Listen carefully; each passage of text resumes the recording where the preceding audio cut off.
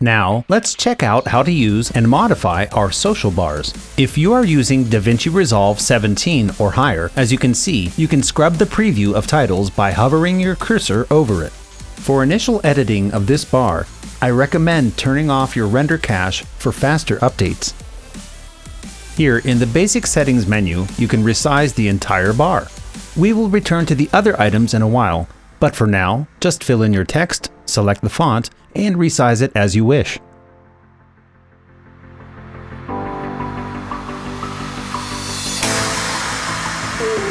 In the Design menu, you can edit the width and height of your bar, as well as the bar corner radius, invert logo colors, or just modify the color design of the texts and bar.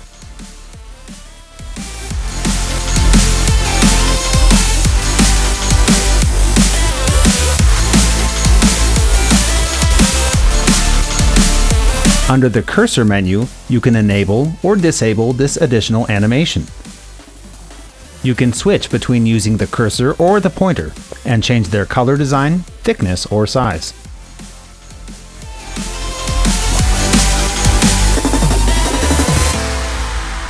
Let's do something crazy and enable your render cache. Here, also enable Show All Video Frames. Let's go back to Basic Settings where the fun will begin. Now, enable Ultra Quality, which adds additional effects like realistic motion blur, glow, grain, and reflection, and let it render. It can take up to a few minutes. Now you can see the insane quality of the bar. But I just decided to change the cursor. Let's turn off this demonic little button and edit the cursor as you like.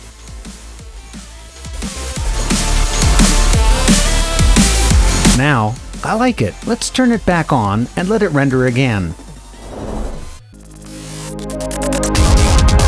That's better.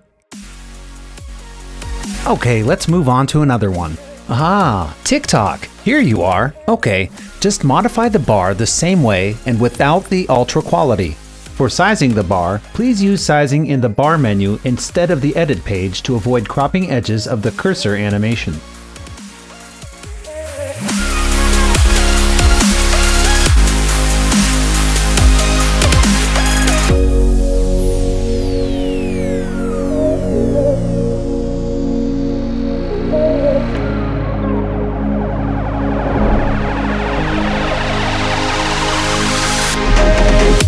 Looks like there is too much glow effect.